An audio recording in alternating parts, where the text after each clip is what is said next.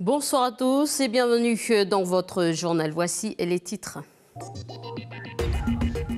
C'est parti pour le bac. Les épreuves ont commencé aujourd'hui. Le devoir se limite-t-il à la liberté? C'est l'une des questions posées ce matin aux 3628 élèves de terminale lors de la traditionnelle épreuve de philosophie.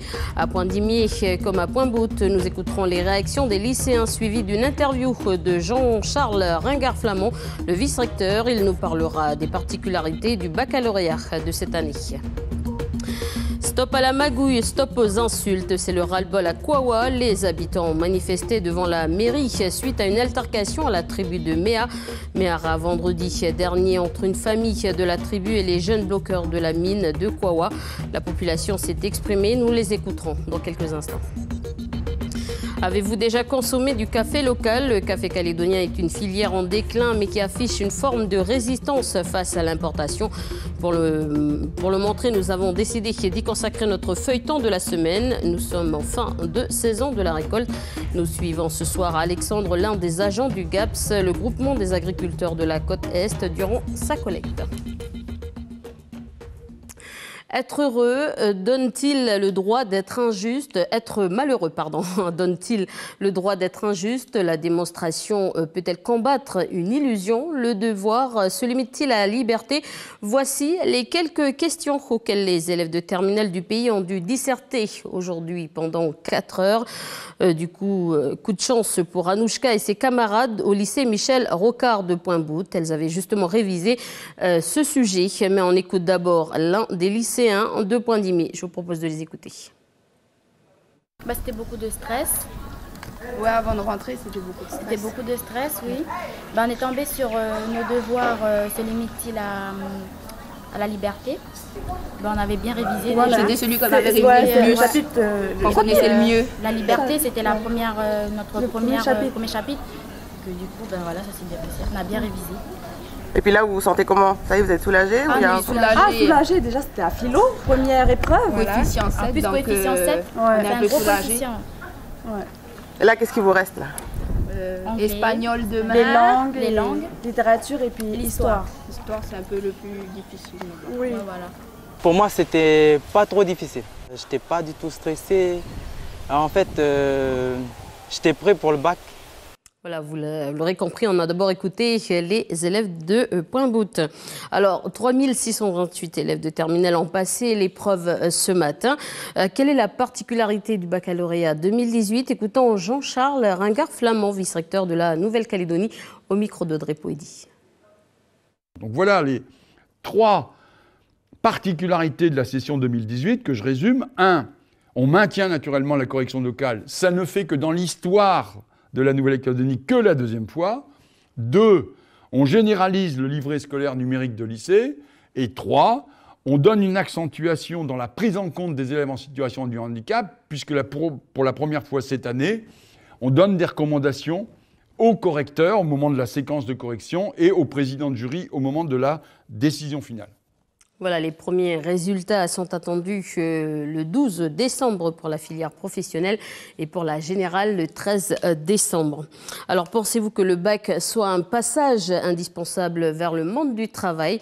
C'est la question de la semaine. Vos réponses sur le site de Calédonia et 62% ont répondu oui la semaine dernière à la question précédente. Verre, alu, carton, plastique, triez-vous vos déchets à la maison?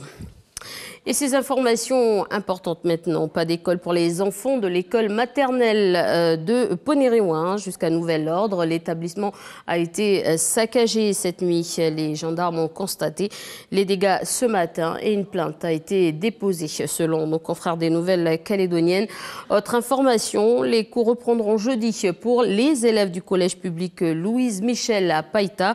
L'établissement a été victime d'un incendie cette nuit. Plusieurs salles ont été détruite. Et une école qui, elle aussi, a été la proie des flammes la semaine dernière, toujours à Païta. Le collège de Sainte-Marie rouvre ses portes mardi pour les internes et mercredi pour les cours. Et ces actes sont bien sûr condamnés par le gouvernement dans un communiqué aujourd'hui. En province nord, c'est le ras-le-bol à Kouawa. Les habitants ont manifesté ce matin devant la mairie. Un mouvement de grogne suite à une altercation à la tribu de Meharar vendredi dernier entre une famille de la tribu et les jeunes bloqueurs de la mine de Kouawa. La population a rédigé une pétition qui a fait le tour des tribus de la commune ce week-end. Aujourd'hui, la parole a été donnée aux personnes, donc à la population et aux plus âgés. La tension est lourde sur Kawipa. Le reportage de notre correspondante Vanessa Kédé. Depuis ce matin 8 h, la population de Kawipa est mobilisée devant la mairie. À tour de rôle, chacun prend la parole pour exprimer son ras-le-bol face aux diverses incivilités que la population subit depuis le début de ce conflit. Le déclencheur de cette mobilisation, c'est le débordement de vendredi dernier à la tribu de Mehamebara. Et j'ai dépassé les bords, moi, vendredi. J'ai appelé notre papa, je l'ai emmené avec sa babati. Tous mes beaux-frères étaient là aussi. On a failli s'entretuer, mais heureusement, je ne sais pas ce qui s'est passé. Voilà. Et je suis venue à la gendarmerie. Et j'ai envie de dire ici, là, parce que nous, les gens de Kouawa, on est toujours là en train de critiquer. C'est là. On voit les gosses, on ne va jamais aller dire aux gendarmes là-bas tout ce qui se passe pour aider la gendarmerie. Une pétition a été rédigée samedi par la population pour exprimer leur ras-le-bol. Sur celle-ci, plusieurs points sont dénoncés, notamment le laxisme des forces de l'ordre dans la commune et aussi les insultes à répétition à l'encontre de la population. Aux alentours de midi, la délégation rencontre le maire. On l'espère, bon, bien sûr, par son biais qu'il active auprès des autorités qui ont le pouvoir de faire agir les gendarmes et de dire peut-être qu'il faut monter d'un cran au niveau de recherche, la pression sur les personnes. Puisqu'aujourd'hui, il y a de forts soupçons qui pèsent sur des individus. Pour l'heure, la population de Kawipa a le cœur meurtri. Les conséquences de ce conflit au long terme sont lourdes. Que ce soit dans les tribus ou dans le village, entre frères et sœurs, cousins ou cousines, oncles et neveux, le respect a bien du mal à retrouver sa place. Moi, j'ai parlé de bilan lourd de ce conflit. C'est surtout le bilan humain. Ce conflit, il est très lourd pour Kawipa aujourd'hui, en 2018. Et c'est ça qui est en moi, ici, là, dans mon cœur, tous les jours. C'est une minorité, là, depuis 3 mois. Ce sont mes cousins, mes cousines.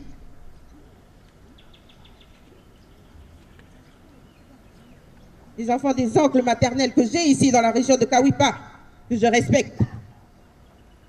Comme ceux qui sont là, assis. Qui ont été victimes vendredi de leurs frères et sœurs. Mes oncles maternels depuis Mer jusqu'à la vallée, je les respecte. Tout ça, c'est bafoué depuis 3 mois. Après leur passage à la mairie, la pétition a été déposée au bureau de la SLN et à la gendarmerie de Kouawa. Voilà des actes condamnés par le Conseil de l'air Ranatu qui appelle l'ensemble de la population de Kouawa à la raison et à l'apaisement des tensions dans un communiqué aujourd'hui. Ils appellent également les autorités compétentes à prendre les mesures nécessaires pour remédier, je cite, à ces actes violents et interpellent à travers ce communiqué les jeunes de Kawipa à faire preuve de respect et d'humilité envers les anciens afin de trouver des solutions. Je vous le disais en titre, c'est une filière en déclin au pays, mais le café résiste encore. Pour le montrer, nous y avons décidé donc de consacrer notre feuilleton de la semaine. Ce soir, nous suivons Alexandre, l'un des agents du GAPS, le groupement des agriculteurs de la côte Est, pendant la collecte du café. Le reportage d'Aurélie Néaotine.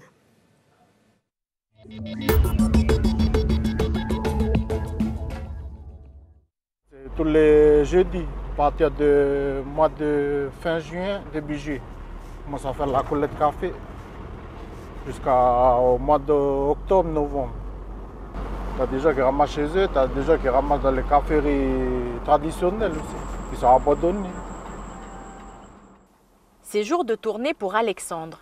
Il récupère le café mûr de Yengen à Poneriouin. Voilà, ça c'est la mesure. Voilà, comme ça fait une touque. La touque là, si elle est bien remplie, là, on paye à 1000 francs la touque. La touque contient environ 13 kg de cerises. Elles seront traitées dans les usines du groupement des agriculteurs de la côte Est, le GAPS, coopérative en charge de la filière café dans la région. Au début, il y avait beaucoup de café, puis plus les années passent, ben là, le café il est en chute. Là, tous les ans, on tourne entre 2 tonnes et 3 tonnes. C'est juste production pour local, quoi. On ne peut pas exporter ou pas beaucoup. Dans l'histoire du café calédonien, on peut retenir 4 grandes périodes. 1856 à 1911, c'est le boom du café arabica sous l'impulsion du gouverneur Feuillet. De 1930 à 1945 arrive l'ère du café robusta, réputé plus résistant et plus productif que l'arabica. Cette caféiculture se pratique sous ombrage. C'est 20 ans de prospérité pour le café calédonien qui voit tripler ses exportations. Les années 60, elles, connaissent un développement économique plus intense. C'est l'apogée, puis le déclin de la caféiculture mélanésienne. Et enfin, la période 1980 à 1992 avec l'opération Café Soleil, plantation de nouvelles variétés accompagnée de nouvelles techniques de production. Cette opération de développement se solde par un échec. Elle s'achève le 31 décembre 1992 après 3 phases successives. Vous voyez ici, c'est une parcelle qui est abandonnée. Là, ça fait à peu près un quart d'hectare.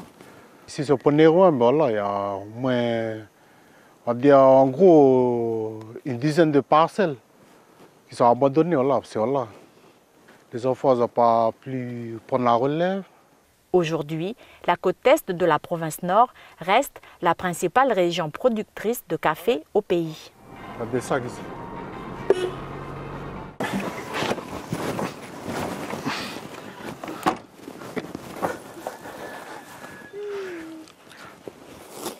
Vous avez ramassé combien de sacs? 10 stocks. Ça, j'ai ramassé quand mercredi seulement hier, parce qu'il pleut mardi, lundi, mardi. Rencontre avec Rose, productrice de café, dans le prochain épisode. Voilà, et on parle football dans notre émission. Bienvenue dans la bande. Juste après la météo de football féminin, les Cagous sont en finale contre la Nouvelle-Zélande, en demi-finale plutôt, ce mercredi contre la Nouvelle-Zélande. Et pour en parler, dans Coralie, responsable de l'Académie de football féminin en Nouvelle-Calédonie. Voilà, c'est la fin de cette édition. Merci de votre attention. Je vous souhaite une très bonne soirée.